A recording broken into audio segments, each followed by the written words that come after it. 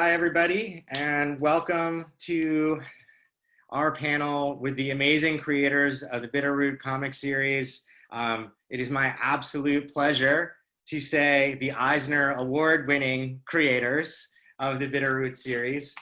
Congratulations on that. What an awesome honor, right? Yes, thank you very much. It's still weird hearing people say it. I think I woke up 3 days in a row and asked myself, did we actually win this thing? I guess it's still true. So yeah, thank you, man. Appreciate it. So do you get that? Are they saying, is there like an award, like the Oscar? Like, are you gonna get something in the mail? I hope so. In years past, they give you a trophy, but maybe they figured they'd save money this year since we're getting ours. If I gotta fly out there and take it and bring them back for all of us, we're gonna get something here. Right on. Well, I want to go ahead and start the panel by asking each of you for your origin story. Chuck Brown, I'm coming to you first.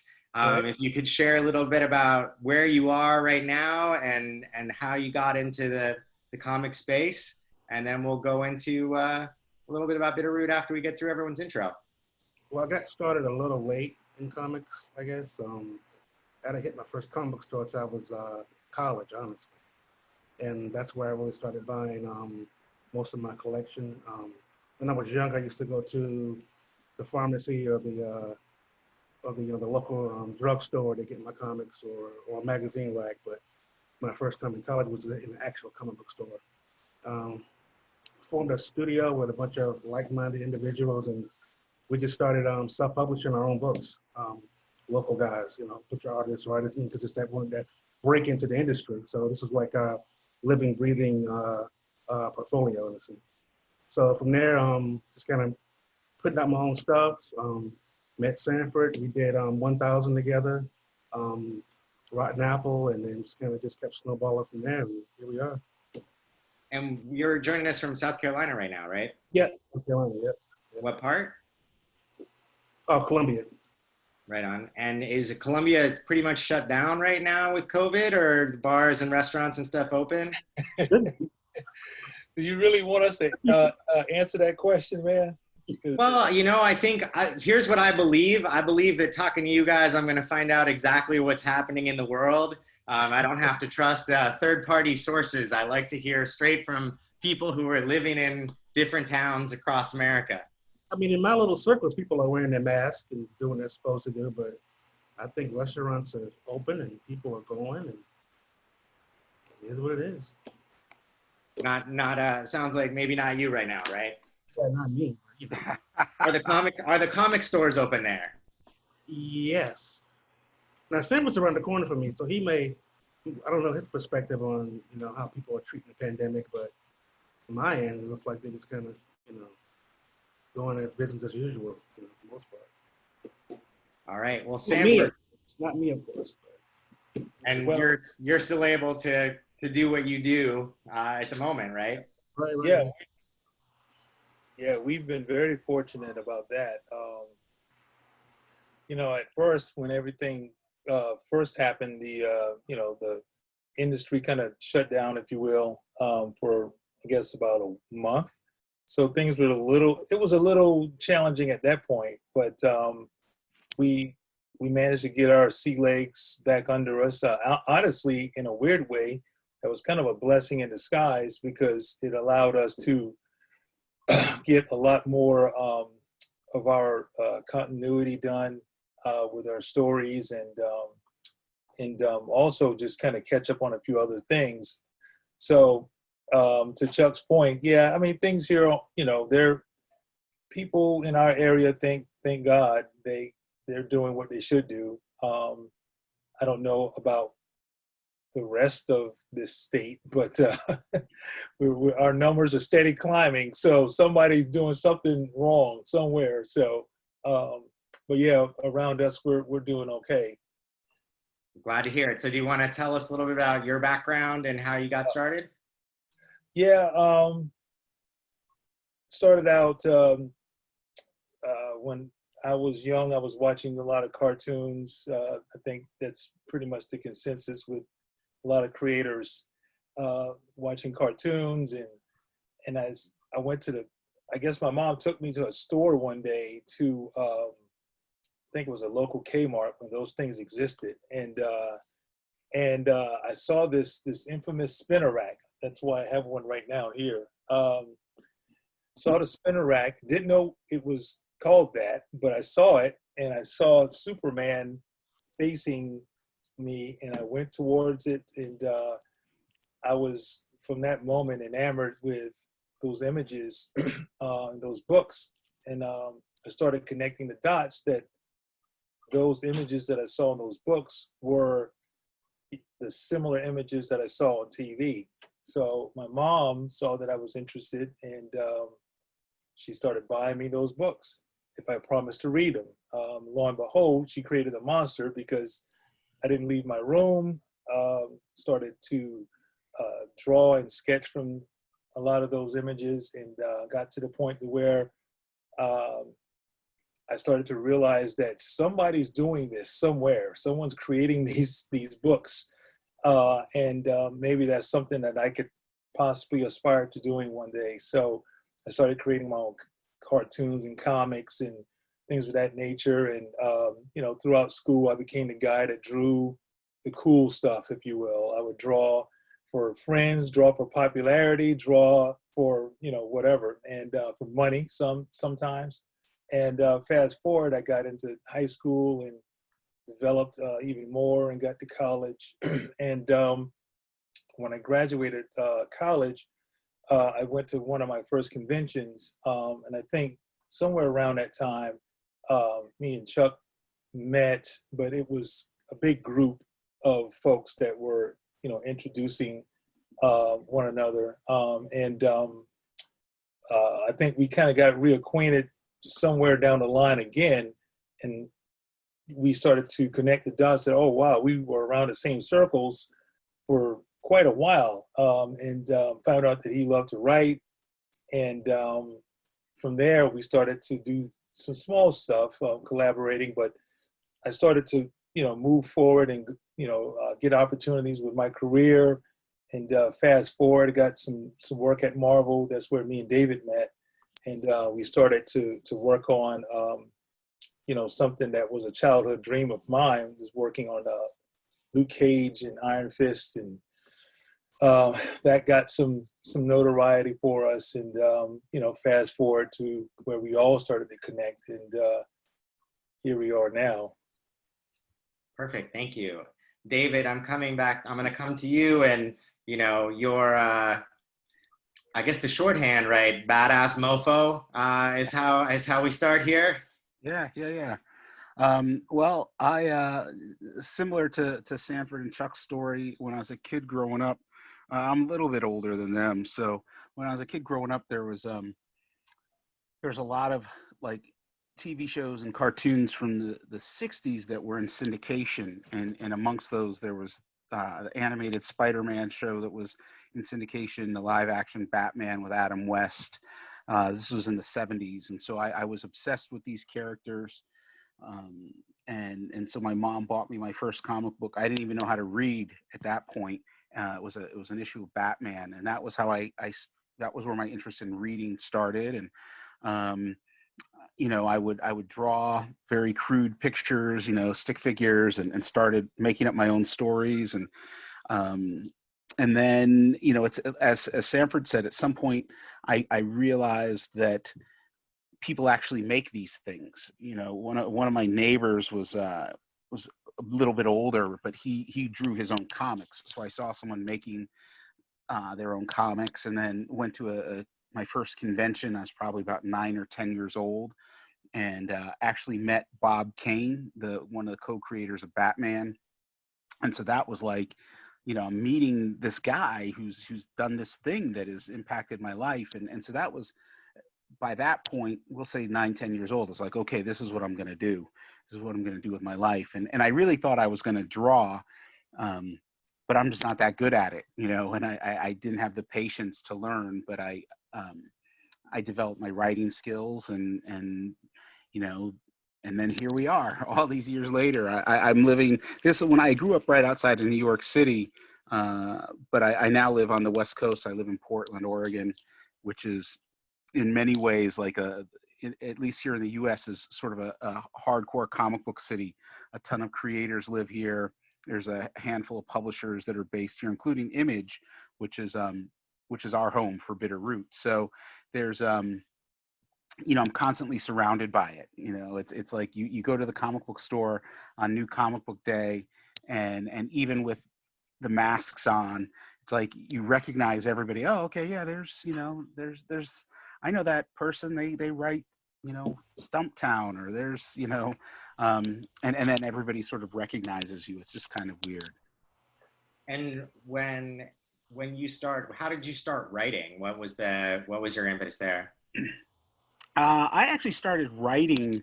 I was writing and drawing at the same time. I would get the newspaper. This is back when the newspaper was a real thing, and I would turn to the funny section, and I would just sort of copy what I saw. Like I would redraw a peanut strip and hand letter it and all that.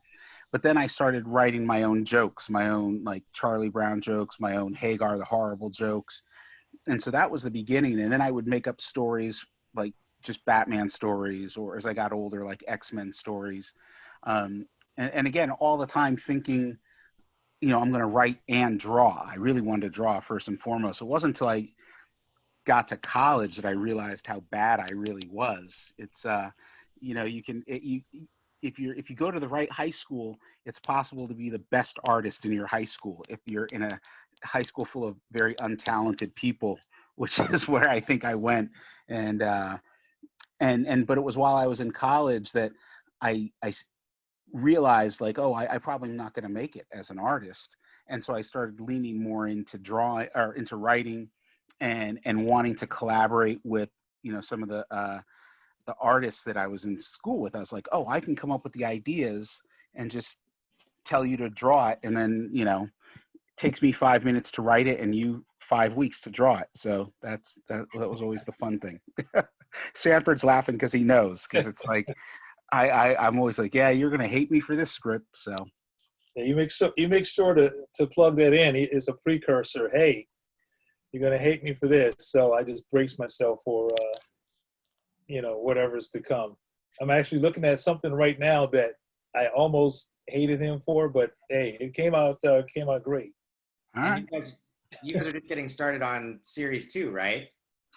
We're wrapping it up, actually. So issue 10 comes out next in August, I think, maybe. Is that right? September, early part of September, I think the 10th. We're running late, and it's all my fault. So I know that part. So, I think just to provide context for everybody who's tuning in and watching, one of the how we got here, how all 4 of us got into this conversation, for me, it started with the Watchmen.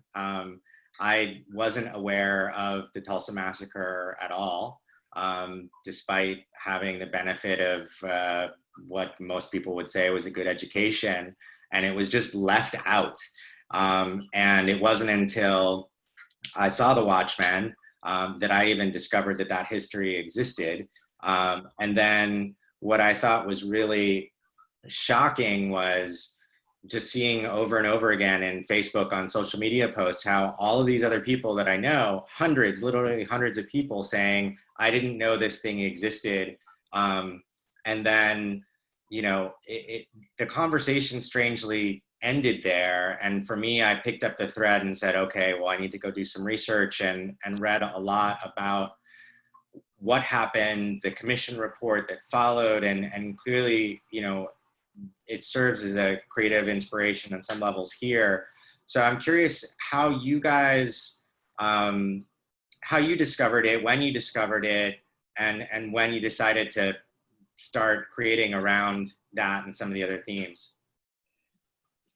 Well, I first heard about the Tulsa Massacre. It wasn't like a long time ago. It was probably like 7 or 8 years ago, maybe a little bit longer than that. And it was just this random conversation where somebody was talking about the group, the Gap Band. And the Gap Band had a couple big hits in the 80s. and one of their big hits was a song called "You Dropped the Bomb on Me," and the Gap Band is from Tulsa, Oklahoma. And so this person was telling me, oh yeah, the Gap Band, they wrote that song based on the bombing of Black Wall Street. And I was like, what's the bombing of Black Wall Street? What? And the person who was telling me this was younger. And so I part of me wanted to dismiss it and go, this kid doesn't know what he's talking about. There's no such thing as a Black Wall Street. There's no such thing as a bombing of any, of such a place. But I knew about the Red Summer of 1919 and some of these other things. So I immediately started doing research and was like, wow, like I couldn't believe, like everybody, when they find out about Tulsa, it's like, how did I not know this? And then when we started working on Bitter Root, it seemed like just because of the era in which the comic takes place, there were so many horrific incidences of racial attacks in this country that it was almost like pick one. You could pick anything between, say, 1916 and 1923. So our story starts in 24, but Tulsa was just so big, and so, like, to me it was infuriating that I never learned about it in school, and it was infuriating that more people didn't know about it. And so that was the discussion. We had the discussion to include it. And then Watchmen came out, and there was this moment of like, I remember we were all at San Diego Comic-Con, and Sanford had just, I can't remember if you went to the panel or whatever, but Sanford was like, Tulsa is in Watchmen. And I was like, yeah, who cares? No one's going to watch that show. They're reading our comic instead. So. And what about Chuck and Sanford? I'd love to hear your connection to it as well when you discovered it, or was it in the genesis of the project here? I don't have an exact moment when I discovered it. It's when I was in my early 20s, late 20s. We always call it Black Wall Street. And I don't know if it was maybe some old head just telling me about it or something, but I always knew it as Black Wall Street. And I never quite knew if it was real or if it was just a story or what, but I've always been with me. And the more I researched, the more I heard about it.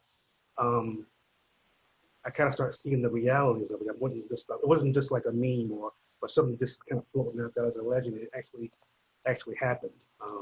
And dealing with one of our villains, Dr. Sylvester, we were just trying to think up a good origin or traumatic event for him, and it all just kind of came together to kind of use that reference, of Tulsa, because you always hear about Black Wall Street,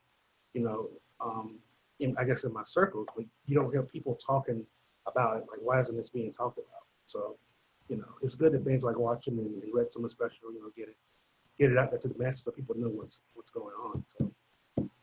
And Sanford, was there a moment for you? Do you remember when you learned about it? Yeah, not necessarily. It's like these guys said, not a moment, but it was just in conversation throughout, especially in college. Me and Chuck, we went to the same college. It's a historical Black college here in South Carolina, Benedict College. And that's probably when I first started hearing about that time period, definitely the Harlem Renaissance time period, things that kind of predated that, like Black Wall Street. And my experience was similar and also a little different, because I started studying a lot of Nation of Islam books back around that time period. A bit of a full disclosure, I thought about becoming Muslim for a short minute. It was extremely, short, but that's part of what some of the things that I learned around that time. And but yeah, just kind of fast forward, we would have these kind of conversations, and fast forward to now. It was like David said, it's like we wanted to do some historical moments from around the Harlem Renaissance time period. And it really was kind of like a myriad of just unfortunate events, that really you can choose from. And the Tulsa, massacre just definitely seemed like it had a great, as tragic as it is, it had a lot of richness there that hadn't been really focused on. Fast forward to the point where the Watchmen TV show came out, and like David said, we were a little nervous about that. I was, for certain, because we thought we had something that was, that hadn't really been highlighted on this level before. But honestly, it was a blessing, because it really started the conversation, like what you said earlier. You didn't know much about it until you saw the TV show. And honestly, we got some notices on social media because of the Watchmen show. I'm sorry, I got a friend of mine here texting me as we're trying to talk. But that's all right. That's the world. That's the world. So I'm like, come on, man, what are you doing? But yeah, long story, short, we got a lot of notoriety from the Watchmen, because people, started to recognize that we were doing something with that time period as well.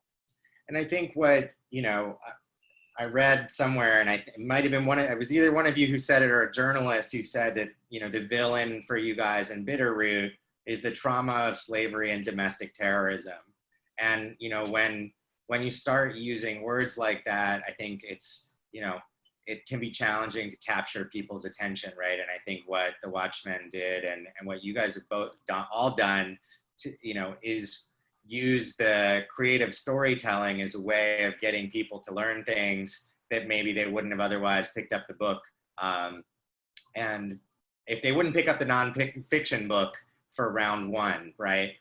So, as you guys were building the story around this, how do you balance wanting to shed light on the truth and some of the things and drop in those nuggets versus, and in relation to telling the story? Well, I feel like, you don't want to get too heavy-handed with what you're doing. And I think heavy-handed is defined by each individual person. But I always, I'm just a big nerd, so if I were to read something or see something, even when I was a kid, I would, I'd go to the library, or I'd go to the encyclopedia and look something up, because we didn't have the internet when I was a kid. And so there's always this stuff that was fascinating to me. Like, even if I was, I'd watch a movie and, they would talk about Greek gods or something, and then I'd go to the library and get every book on Greek mythology. And so to me, I've always wanted to work on projects where you drop a little bit of I guess wisdom. And this also goes back to something Sanford said that really struck me, was like when I almost joined the Nation of Islam, and which a lot of us went through, like in the late 80s, early 90s. You're listening to hip hop, and like, everybody's joining the nation, and so you start reading stuff, and so like hip hop to me introduced me to so many things that I know now. So even though I didn't join the nation, I learned a lot about a lot of things, and that philosophy has kind of stuck with me, which is within your entertainment, there can also be some education. There can be some things that if people want to know. And I remember Chuck D said, Farrakhan's a prophet that I think you ought to listen to. And the moment he said that, I was like, yo, who's Farrakhan? Like, Chuck D just said I should listen to this guy. And so like everything I do, I feel like, yeah, we could do that. We could drop these little pearls. We could, I was also that kid who would listen to hip hop and wonder, like, I'd hear the beats and I'd be like, okay, what song is this originally from? And then go back and try to figure it out. Was it a James Brown break? Was it Parliament Funkadelic? Was it whatever? And so I think to that end, my philosophy is like, we're doing it for the nerds. You know, I'm doing it for the people who want to learn about these things. Mm-hmm. And what was the, go ahead, Sanford. And I wanted to piggyback off of that. Yeah, definitely. I think how a lot of this story has gelled together is our nerddom in pop culture in general. And hip hop is a very, very strong component of that. Now that David mentioned that, I'm realizing, yeah, I mean, there's a lot of things that we're putting into this book that we learned through that genre of music, right? Soul music as well, because honestly, you know, the jazz from that time period, a lot of that stuff, that's kind of the roots of all of the music that we're into. And so it was kind of a seamless approach, at least for me, from a visual standpoint, because I could connect it to something, you know, obviously none of us are from there, and man, research was very challenging to get, but I can relate it to something that I think, well, I know, you know, there's a connection, and that comes from the music that we're into, you know, currently, and stuff that we learned a lot from as well, you know, from a historical standpoint. Well, especially in this moment of total truth decay, right? You've got to go to your trusted sources for that information, right? Which is why part of the reason why we're doing this summit is to bring together people from different parts of the country and creative industries and just share what's going on. You know, and like, I trust the conversation we're having right now. And when it comes to learning about things, it's if you can't figure out what's true and what's not, it's really hard to make decisions and take actions. And there's certainly so much going on to messy those waters at the moment. What did the research for the series look like for you all? Chuck, I'm gonna come to you too, because you're sitting quietly. I'm gonna pick on you. I was thinking, I was reading when Harlem was involved, a lot of poems from that time period, and listening to different poets and the artwork, and just it started out where I was thinking of just, you know, focusing primarily on the Harlem Renaissance and the music and the culture. But the more you research, like David said, during that time period, it's impossible to avoid all the tragedies and the horrors that went on during that time. And again, back to Dr. Sylvester, that's one of his motivations, you know, that trauma and that pain and that anger, and to want to strike back at all this horrific stuff happening to him. So yeah, that, I mean, when Harlem was involved, a lot of different poems, and just honestly, just in a sense, it's more or less therapy for yourself. You know, you learn about Black Wall Street, and you know about these things, and they're so traumatic and horrible. So it's kind of like you want to put it out there in the world and just put yourself into your work. So, you know, it's something that everyone can kind of relate to. When I think you meant, you know, you sort of put it in the past and in terms of these atrocities. And one of the things I did as we were leading up to the summit was I actually talked to some of the guys that played in the Gap Band. And Gap Band was named for Greenwood Apple Pine, right, streets in Tulsa. And they were telling me stories about being on the road in the South in the last 5 years, where their tour bus was literally chased and a cross was burned on a hill. And, you know, for me, sitting here in Los Angeles, you know, that's not so blatant here. And just, you know, I think part of the reason I wanted to have the conversation with you all is it's not just all in the past. And I think the way you guys have creatively approached the conversation to get eyeballs on it and get people to read it who may be looking for a good story about people fighting monsters, but, you know, also getting some of this other information and it leading you to other things. Yeah, it's interesting because, I mean, the struggles are still going on. We see it right now, you know, with after the murder of George Floyd and a lot of these recent killings and the protests that have evolved, and it's like, okay, so we're out here protesting against police brutality and trying to promote equality for Black folks so that unarmed Black folks aren't killed by the police, right? And then if you're counter protesting what we're protesting, you are actually protesting in favor of killing Black folks, right? And I live in a city right now that's under siege. There's federal forces, officers of Homeland Security. Every night they're out, tear gassing and beating up protesters, and the protesters are trying to burn down the federal courthouse. And it's like every day you're just waiting for it to get really bad. Like it's bad enough, right? But nobody has been killed yet. You're waiting for that report of the stray bullet. And it's like, okay, so it's the fact that as a nation, we haven't come to grips with what led to the bombing of Tulsa, what led to, the Red Summer of 1919, what led to all the racist attacks during the 50s and 60s.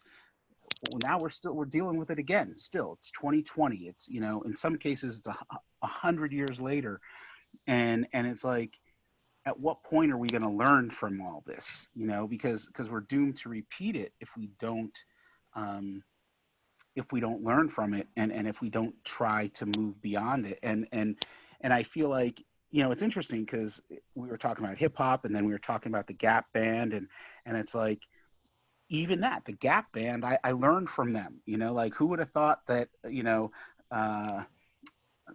you dropped the bomb on me. I was like, that song was just, I just like that song. It was super funky. And then I think didn't they do Early in the Morning? I think that's another one of their songs.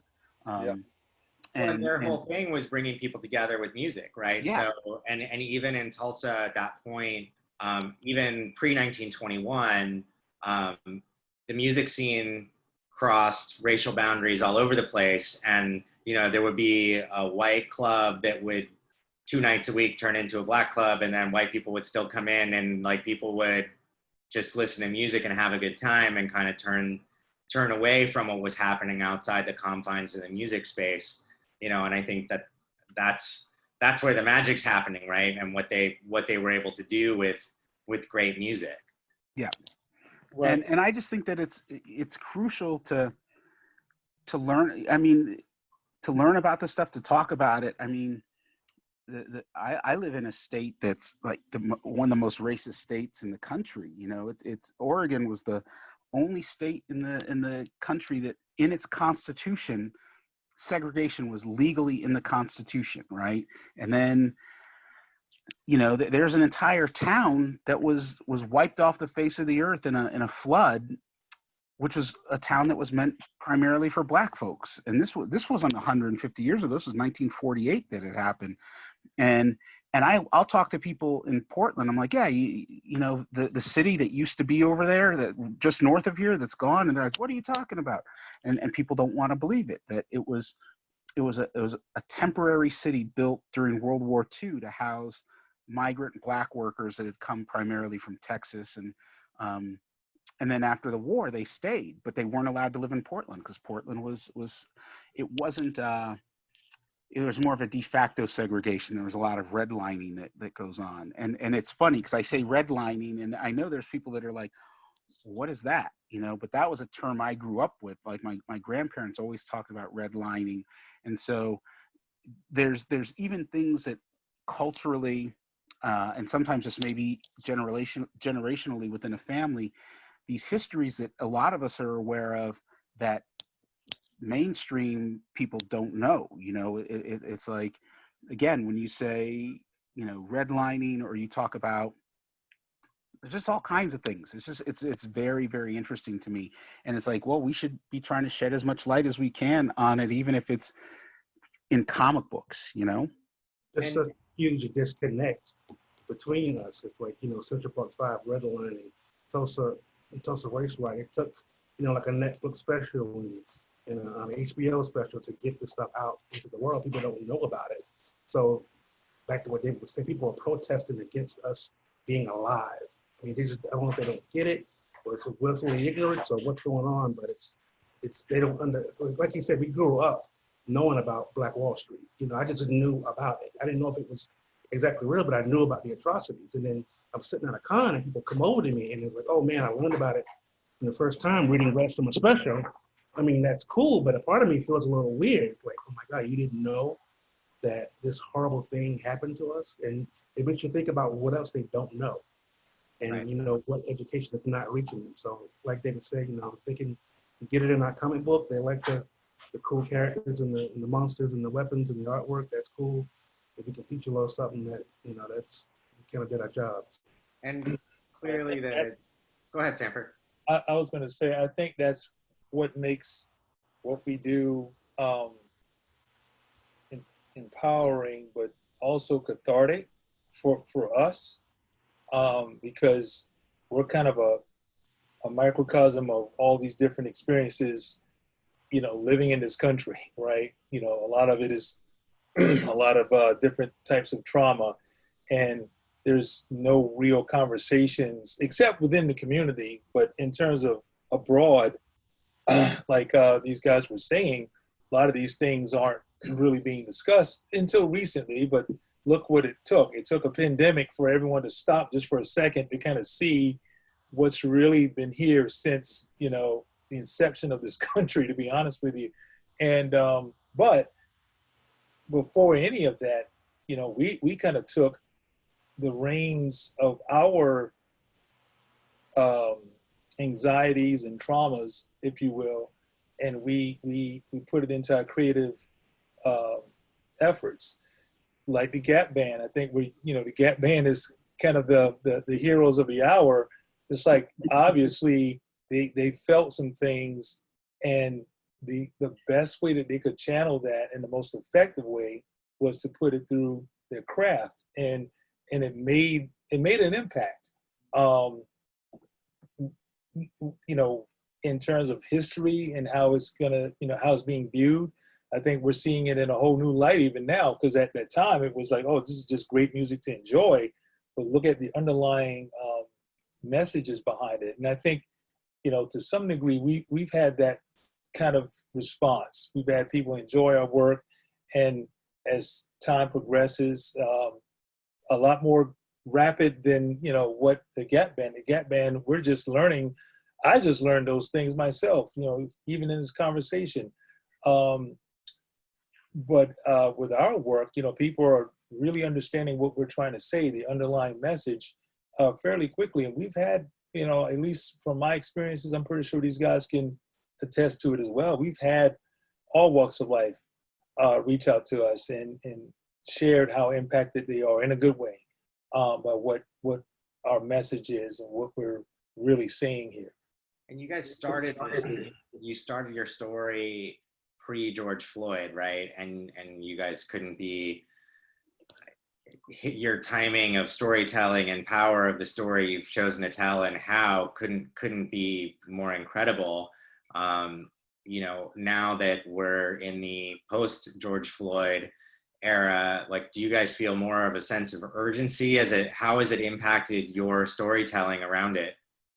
I was gonna say, I felt urgent the day that we started talking about this project. I felt urgent. I felt like, you know, like all of the things these guys have been sharing, we've had our whole lives of this kind of experience. And for the first time, we were in a position to tell our story and impact more than just the inner circle or the community or whatever. We wanted to really hit this and bring it home to the masses. We had a position, and we had a position at the time to strike. You know, we got our names from our career started to grow, and you know, I guess kind of a sidebar to it, we also saw the importance of ownership. You know, we're working for these corporate companies, the Marvels, the DCs, you know, they're great, but we don't own those characters.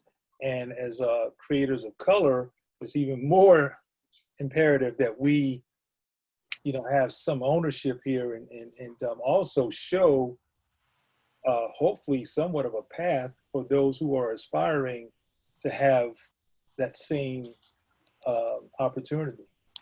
And I think it's very much you have captured it, and other people are clearly recognizing it, right? So you took home the Eisner Award, or the Eisner Award will be sent to you, and then you also had Ryan Coogler come on board, and you're going to be able to expand your platform. But you brought up the question of ownership, and I'd be curious to hear a little bit more about that decision-making process. Did you pitch it anywhere first to try to do you want to sell it, or from the get-go you're like, we want to keep this story and do it that way?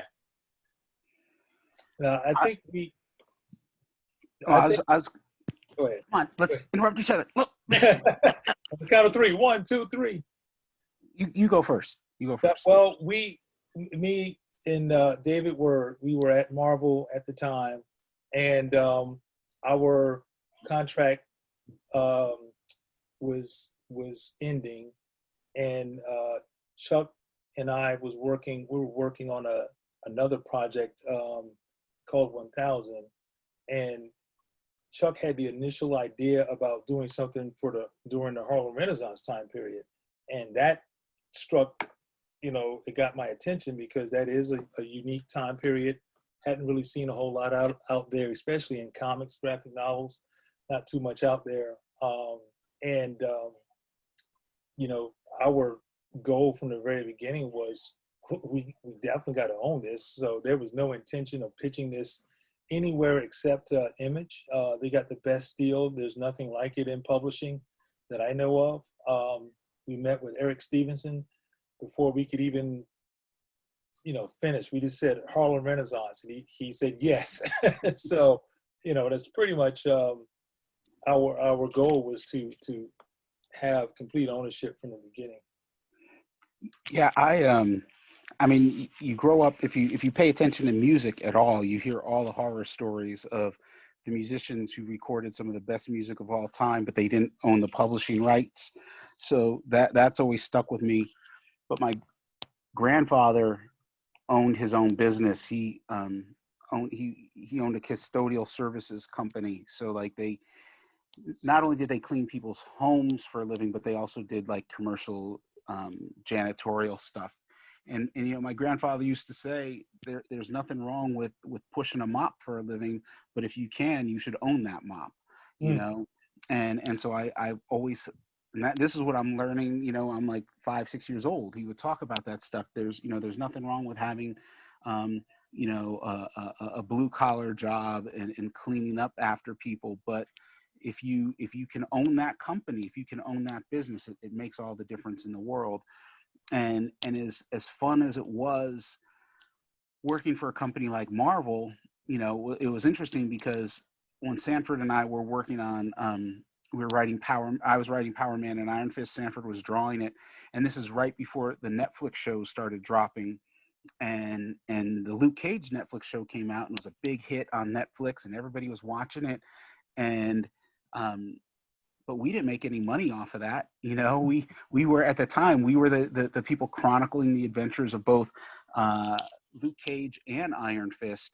And as fun as it was, it didn't, there was, not only did it not put any more money into our pockets, for me, the longer that I went on and the more popular these shows became, the more difficult it became to write these characters, because now there's all these corporate decisions being made, and suddenly, Luke Cage would never do that. And it's like, well, why wouldn't Luke Cage do that? Is this something someone at Netflix just said? Whose decision was this?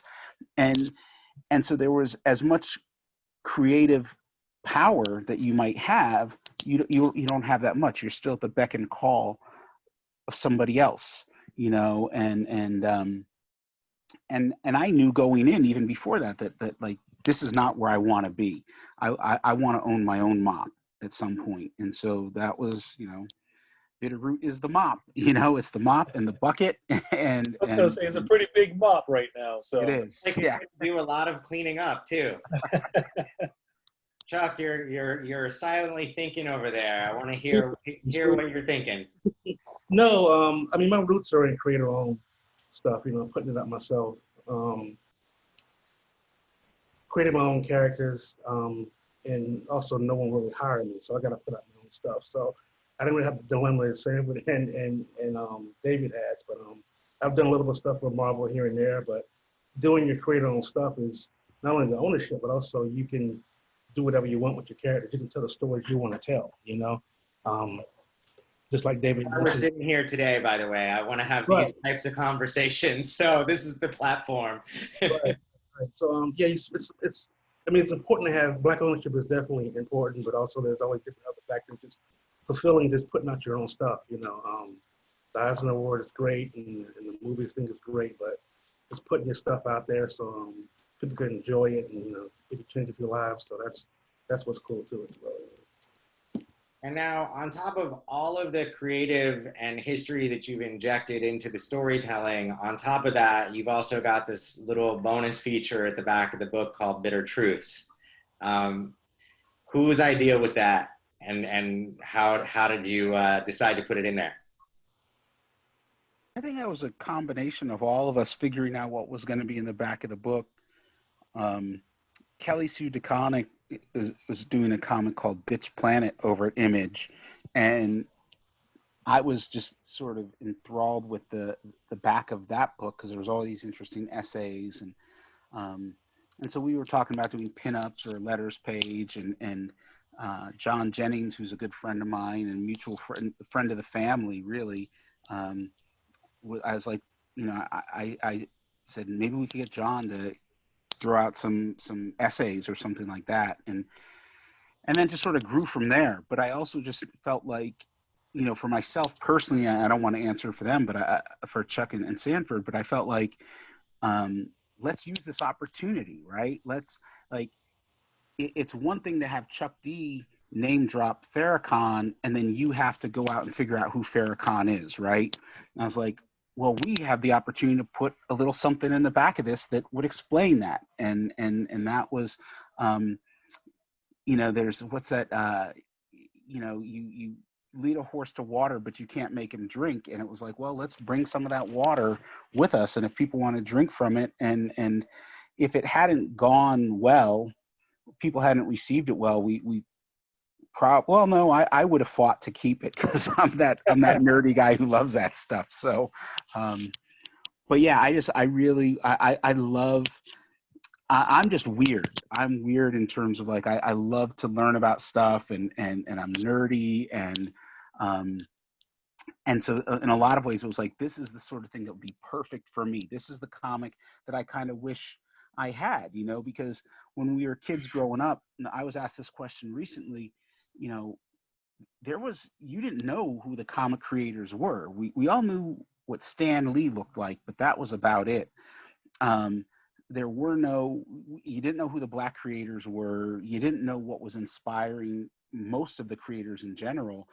And I remember meeting the first Black comic creator I met, and it was just sort of blew my mind because it was like, oh, you can do this for a living.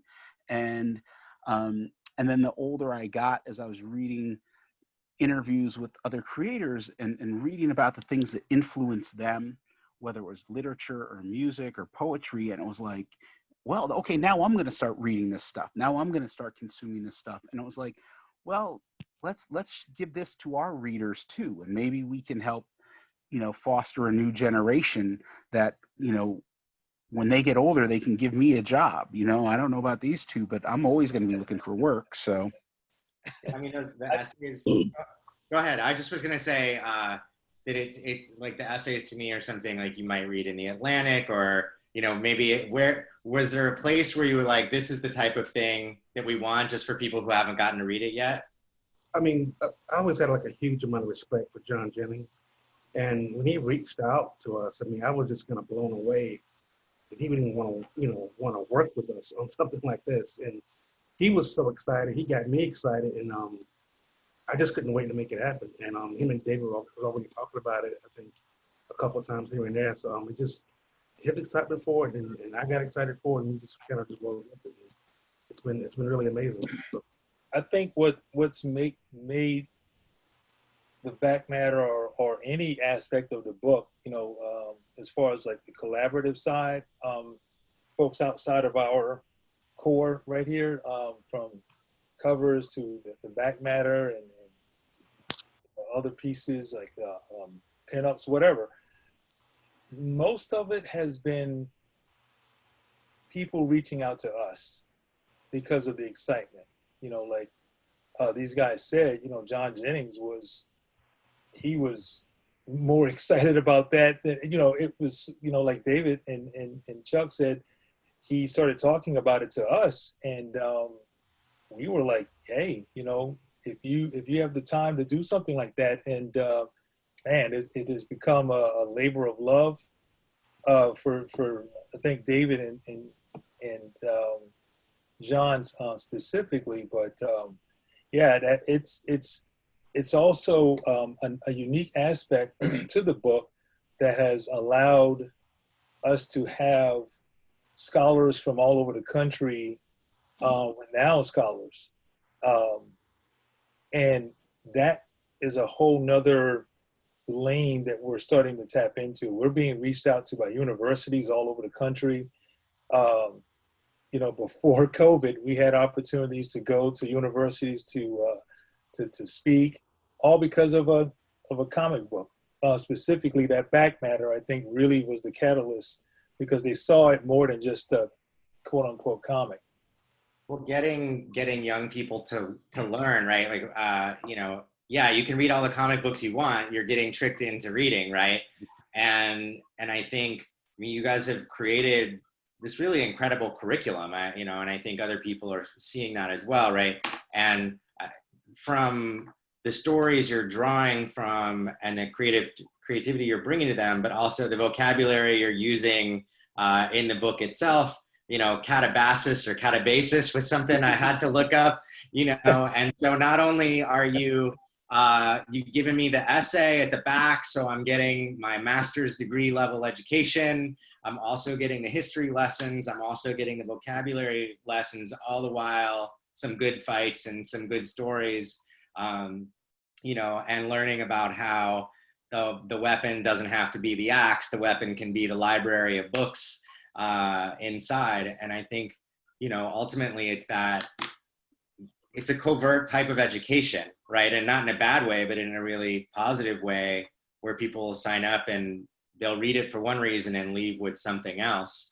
And we have a little bit of time left, and I don't want to miss this part out, which is, so how did you connect to Mr. Black Panther, Ryan Coogler, and how was that conversation? Because it must have been pretty good. It was really kind of, in some ways, it was John Jennings that we had signed the deal with Legendary, and Legendary provided a list of like top producers and directors that they wanted to talk to, and Ryan Coogler was on that list, but there was like an asterisk next to his name, and it was, in parentheses, like, we'll never get him, and then John Jennings, I ran into him at a convention, and he said to me, he goes, hey, I was just talking to someone who knows Ryan Coogler, and he's a big fan of Bitter Root. You guys should try to get him to see if he wants to work on the movie. And the deal had just recently been announced.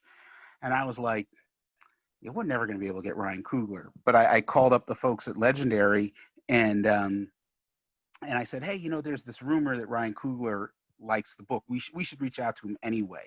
And like, his team had reached out like within a couple days of that, and so it all came together. And like, I've never talked to him.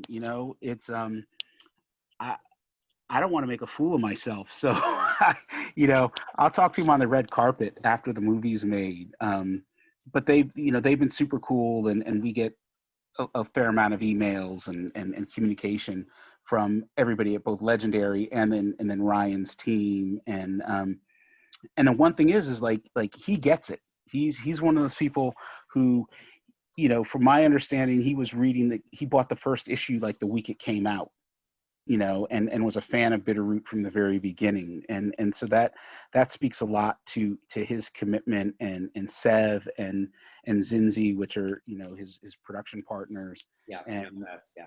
and I feel like, you know, I know other people who've had their properties turned into film and TV, and they freak out and they're worried about it. And I'm just like, just let me know. You know, I'm hoping movie theaters will be open by then, you know, and you know, just give me some popcorn, no extra butter, and I'm good.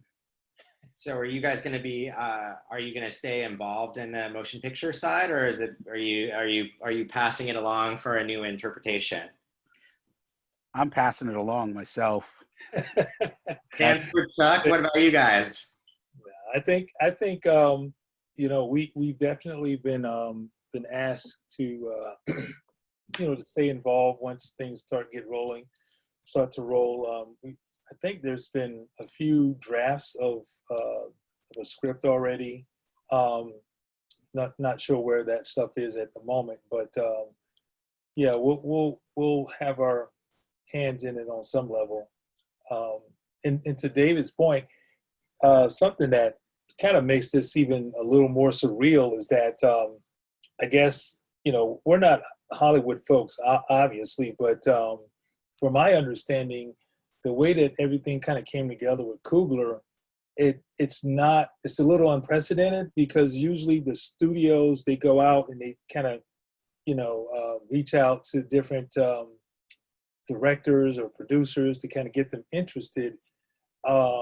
This happened the other way around, where Coogler's team reached out to the studios. So that's even more comforting, I guess, because it's one thing to have someone come work on your project, you know, because the money's good and, you know, whatever, they got time or whatever. Yeah. But this was because this director, you know, genius, he's really interested in what we're doing. So that makes it that much more special. Chuck, Yeah. we've got 2 minutes. Do you want to take us out? Just along for the ride, man. I'm just along. Well, you know, I appreciate you joining us. Yeah, no doubt. No doubt.